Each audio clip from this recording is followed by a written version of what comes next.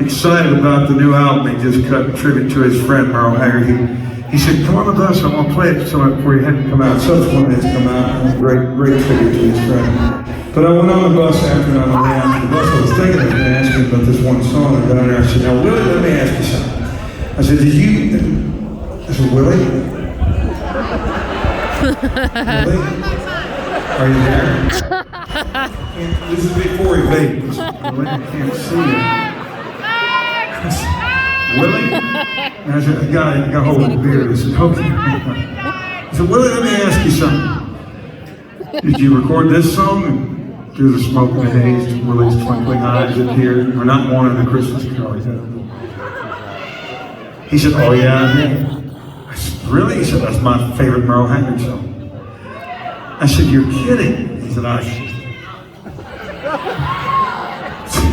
said, "When I swear I turn to my drummer, Mitch, it takes the edge off."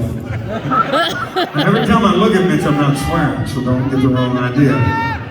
I'm cussing the boy every time I turn around, but Willie, did you? I said, "You're kidding." I don't said, care what she said. I'm listening to See if you're as surprised as I was to find out this is Willie Nelson's favorite Merle Haggard song. We don't smoke marijuana. Let's go. We don't take our trips on LSD. Don't burn our trash cars down on Main Street. If we like living right, living free. If we don't make a party out of London, we like cold and tan and pitch and wood. Don't wear hair down on your shaggy. Like the hippies out in San Francisco. And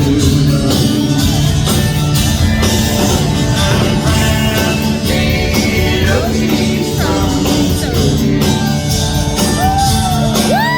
from place where even squares and balls. Still smile, floating down the courthouse. White lightning still lays real long. Hey!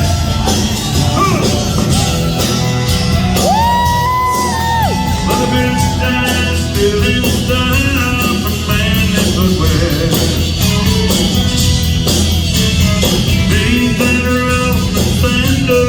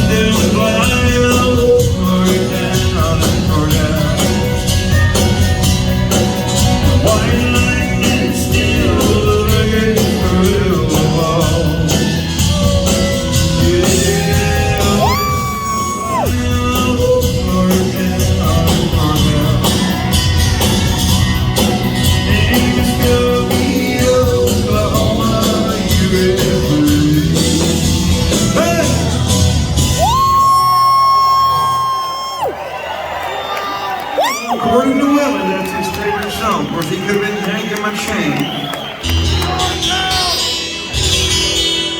Oh. I'm going to play one now I wrote a long time ago. 15 days. It sure seemed a lot longer than what I thought it would be. When we're about day 12, I was thinking, man, it's hot now. And it was like kind of cold, still half winter when we started this 15 days. And sat there in the kitchen last summer or whenever it was, and I said my memory's foggy. And I started thinking about this song. because I wrote it before I even had a hint of a record deal. I've been out in LA a couple of years, was driving air freight for a living in the daytime, starting to play clubs at night, and I actually wrote the first verse about a guy who owned a music store, Benton's Music here in LA, and I'd go in there and I'd stare at guitars I couldn't afford. This guy, Saul Beckman was his name, sweet guy, he'd come over to you, he'd have a saxophone that he played, he'd been a former player in big bands. And Saul would break out that sax. He'd stand there staring at a guitar. If you were doodling around on one, he'd come over and try to play whatever you were playing. In my case, it was a little weird because I was playing Bill Monroe and all this other hillbilly stuff. Saul would say, "Oh, play that again, I like that." I said, "Well, I don't know if it's a sax song, Saul." But he'd try, and I would appease him, I would indulge him because I figured, what might get me a better deal on a guitar that I can't afford. I bought some PA cabinets from him actually. Never bought a guitar there. I couldn't afford it. But this PA cabinet and this gear I bought from him, he saw me nervous as I was doing it. He said, "Look, I know it's a lot of money," he said, "but if you get in a hard way," he said, "you bring it back to me," he said, "and I won't charge you much of a stocking fee. I'll buy it back from you." And he said, "I'll hang on to it so you can buy it back from me if you need to, 60, 90, or 100 days or so." He said, "You come back and I'll hold it for you and I'll sell it back to you." He's a good-hearted guy. And I found out that he did have a lot of musicians. And I was playing the clubs out there. Then in LA, every Fern bar had turned into a country joint. It was at the end of the Urban Cowboy period. And I would get hired a lot of places, and I'd get fired almost as many places as I'd get hired. Because after a while, I started telling them very explicitly, I said, they'd ask me, "What kind of stuff am I doing?" I said, "Hard country." And they'd say, "Oh, hard country." I said, "Yes, hard country." They said, "That's what we want." So a couple weeks into giving them what they wanted, I'd go in to start my gig that night, and I'd be putting up my guitar on stage and whatnot, and the owner might motion me over and go to the bar, and he'd say, "Hey, this hard country thing, I'm thinking what might work better in here is soft country." I said, "Really?" A couple of nights, the band would be pulling in while I was carrying the PA cabinets about to sell back out to the car. I did sell them back to him a couple of times, although last summer I didn't have to sell anything to him. That I'm aware of that we didn't sell. Yeah, okay, no. Not that I'm aware of, I didn't sell anything during the 15 days. So, I'm just saying. And by the way, the virus is a very serious thing. It has been a serious thing. It's less serious now. It's become less serious because we are smart enough to figure out how to deal with things, and we can survive this. The sorrows for any that were lost during the course of this last couple of years, but we do need to get back to living life, or there may not be a life left to go back to living. And Americans are quite capable of taking care of themselves and being smart about things, and illness especially. So, like I said, I'm sitting there in the kitchen thinking about all this. 15 days into August. And I was thinking about it, and I would carry the cabinets back out to the car, and the band would stop and look at me as they were coming in and go, "Did you blow those up?" I said, "No. The owner just thinks that maybe he'd prefer a softer form of country music when we're doing it." I said, soft like where we don't play at all. That's soft. So that's what was going on in my life when I wrote it. And then last summer I was sitting there in the kitchen, mumbling to myself, grumbling to myself, staring at the floor. I looked up across the kitchen, saw that pretty wife holding that beautiful baby on her lap. I thought, well, you know what? I don't have anything to complain about, and this is the premonition of this song that I wrote 30 years earlier. Without knowing it, it showed up in my kitchen last summer. I was looking at it across the kitchen. Go down.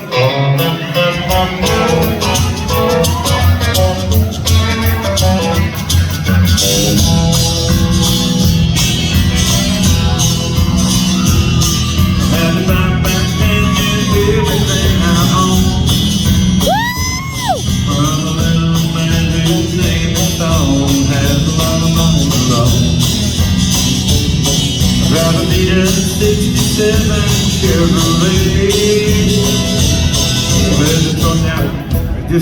full disclosure, that stanza of the verse is not accurate. It's not literal.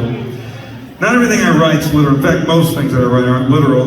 They're composites of things I've watched and witnessed in life, and some of my own feelings, but not everything is literal. Like now, Saul was a real guy, and he owned that music store, but it wasn't a 67, it was a 1970, but 67 just sang better, so I took poetic license. But I just want to be fully honest with you about the song, you know. With the torn up seams, both friends never hold my back every day. And hang on, while I'm saying that part would be literal. You know, it was a 70 El Camino, it had a torn up, guys, ladies, you know this. Anybody that's owned a vinyl seat car long enough, pretty soon, and then this one, it pokes the spring, busted right out through the vinyl. It got me in the left kidney as I drove that car around. Left kidney. So I'm saying, that part was literal. With the torn up seat, the poke spring, hold my back every day. I got a letter from the folks over in Bell. Just to let me know where my next phone call, I'm walk outside and you know. Hey, I know my life seems to me, honey, thanks to me, really real well. I'm not gonna keep stopping the song like this. Honest to goodness, I'm not gonna keep stopping the song, but this next part is the chorus that wasn't literal when I wrote it, but all those years later, sitting in the kitchen last summer, it was a premonition of what would be literal as I looked up across that kitchen. I've got you, see me through. Yeah, I've got you. Oh, I've got you, my pain. Yeah, I've got you.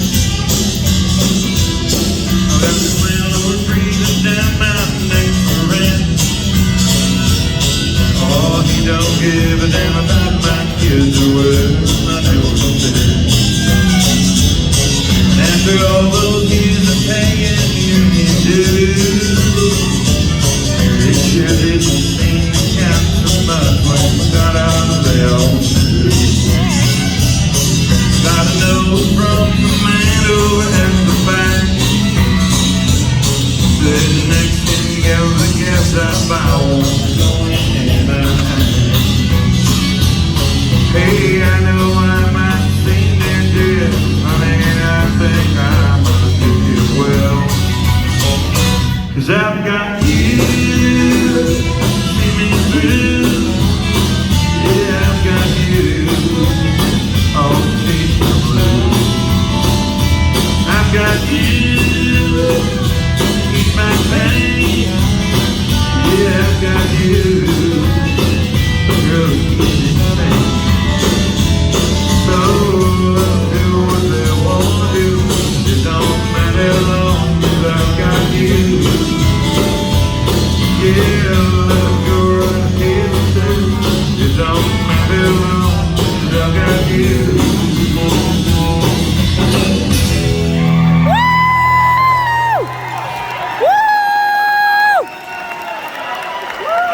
Dwight! Thank you very much.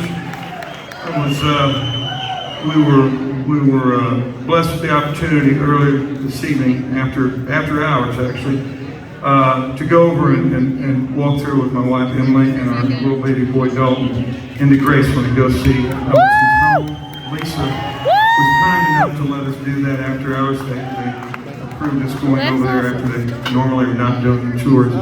We were doing it, and I was thinking about being able to come and play just adjacent to that property and be here in Memphis and play music. There was nobody born, maybe really even before World War II or after World War II, certainly didn't for one moment or one day walk into their bedroom, look in a mirror and try to be Elvis. Everybody wanted to be, whether it was John Lennon or Paul McCartney, they all wanted to be Elvis for a minute or two.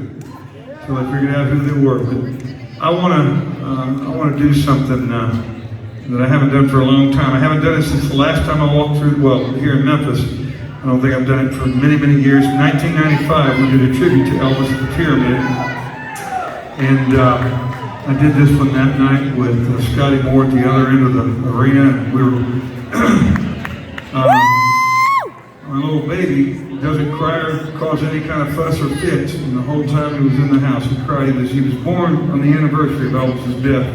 My friend Billy Bob Thornton warned me. He said, "That means something now." And I said, "Well," but I'll tell you, we wanted to have him go over there and see the place that Elvis had, the place that Elvis lived in, and his gravesite. Say a little prayer for Elvis. And this is my musical prayer back out to Elvis in Memphis here, because it all started with this.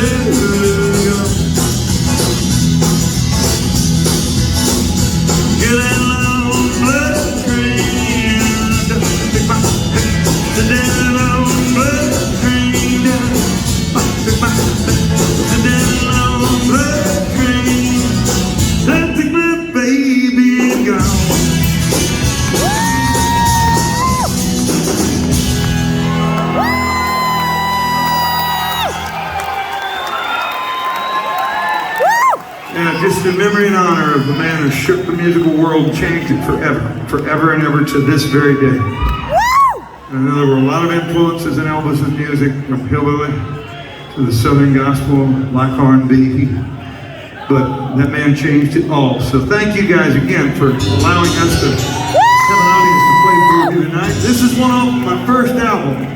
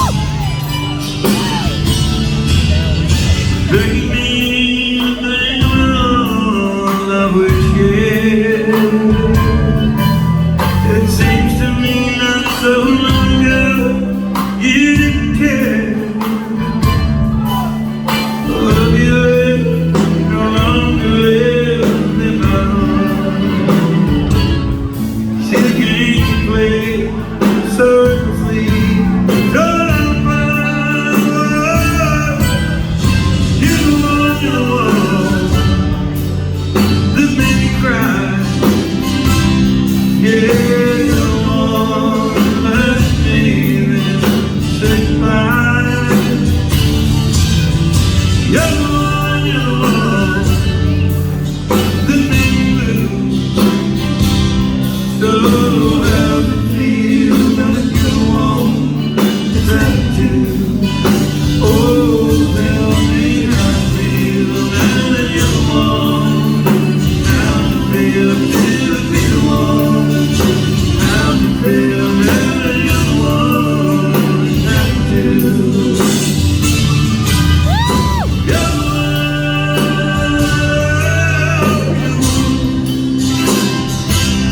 Yeah, you're the one.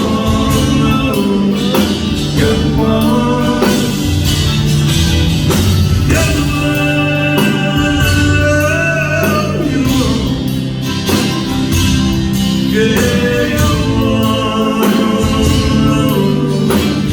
one.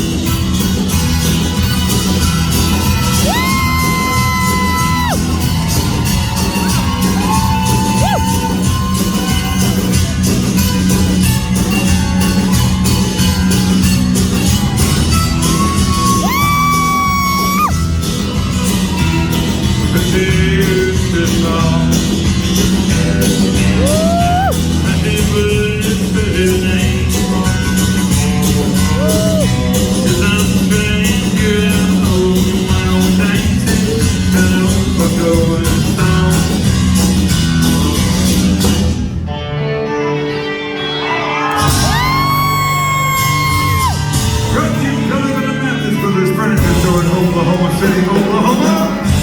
The Buckhorn Press Story with Special Guest Tommy Collins, Wade Stewart, tonight, me and these boys.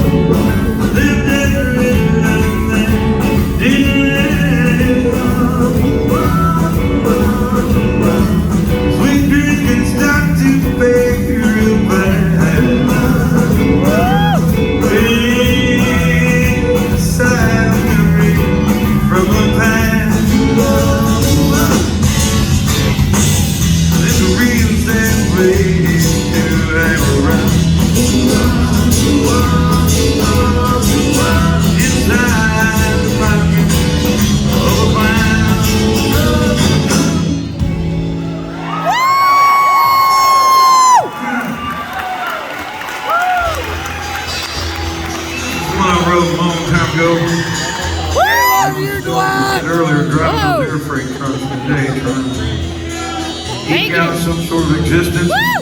get a chance to play music at night.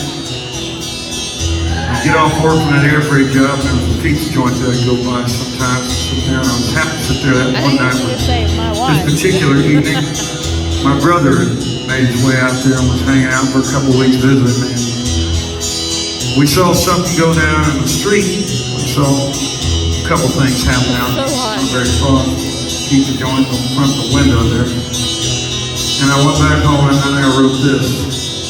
I'm going to do it for my buddy who's out here with me tonight. He did a play with me years and years ago and did the movie I did South to Heaven, West to Hell. Mr. Joe Unger, this is for you too, buddy. You and Richie and all those expatriates that I met out there in California that came from the deep South.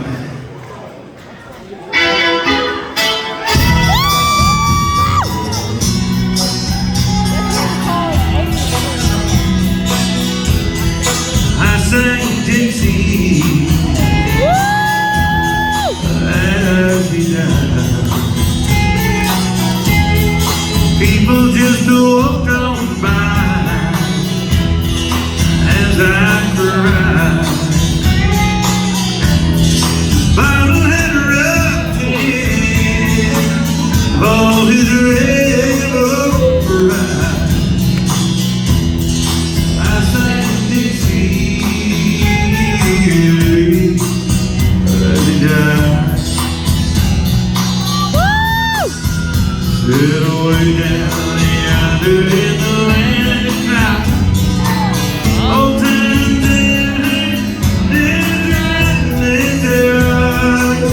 on the damn no legs free.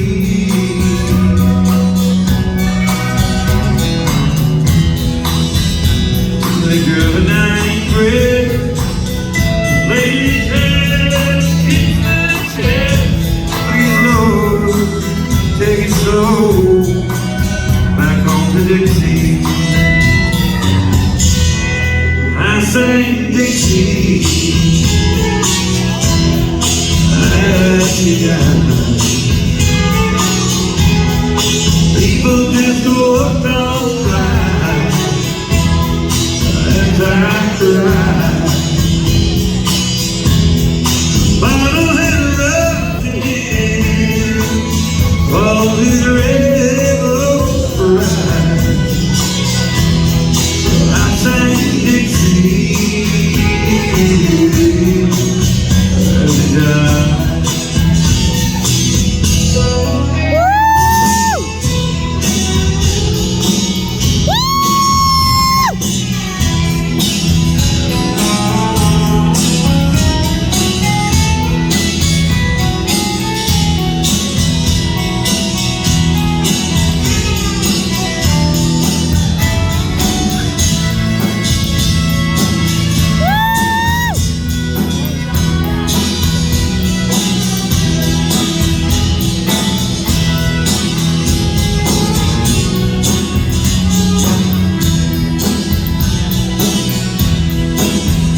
He said, listen to me, son, while you still can. Bring back home to that southern land, don't you see what like the earth has done to me?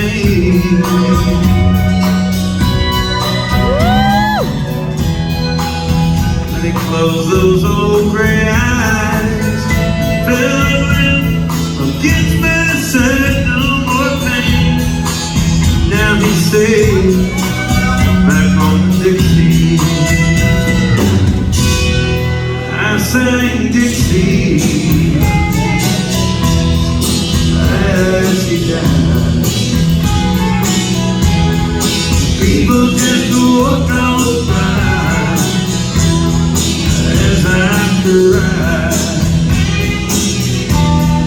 Bottle had erupted of all his rainbow pride.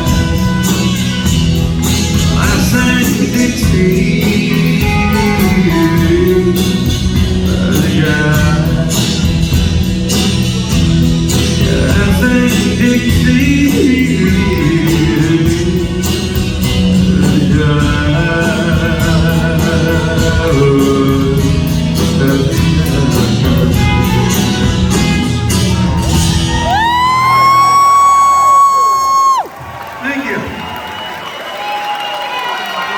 Well, let's see what else I can remember not to forget here. After 15 days, it'll wipe your memory out, I'll tell you.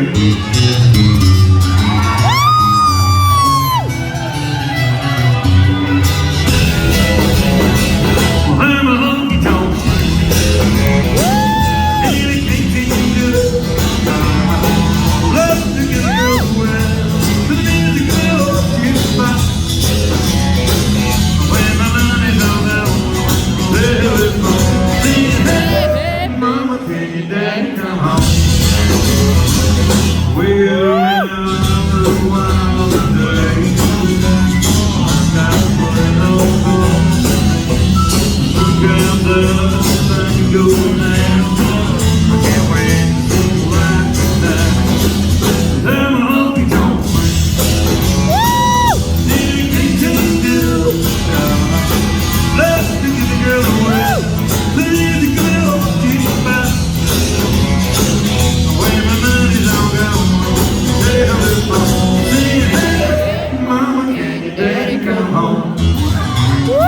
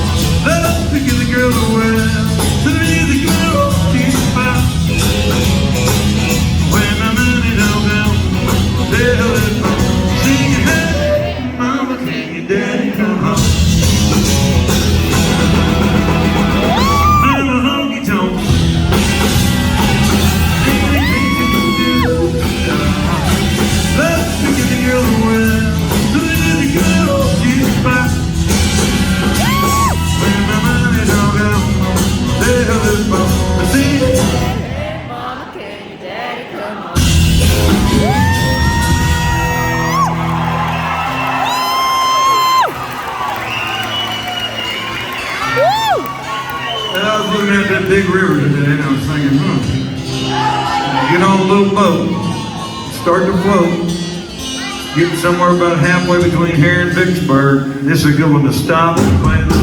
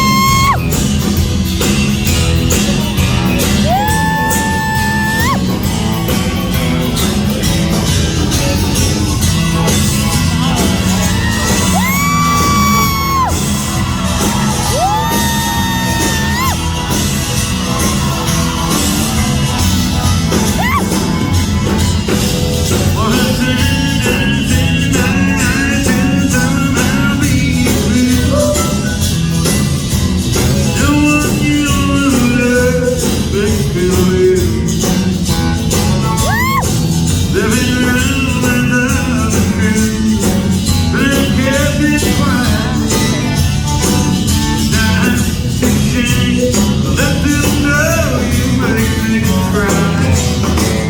You got your little way hurt me, you did.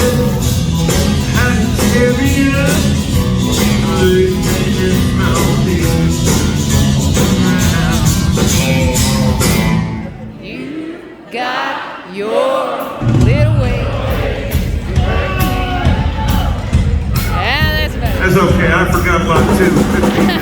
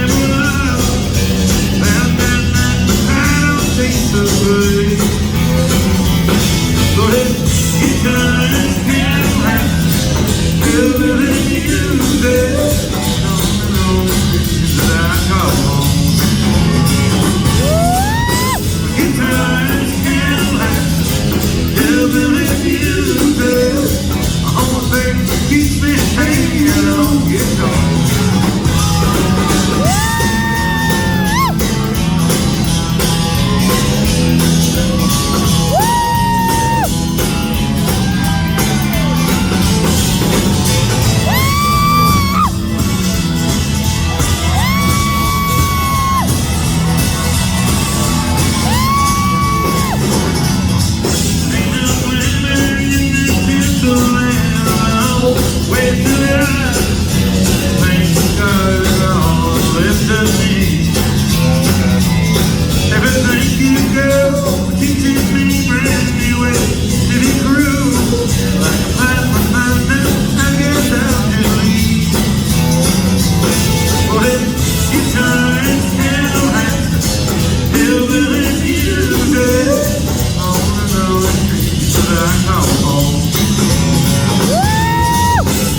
Time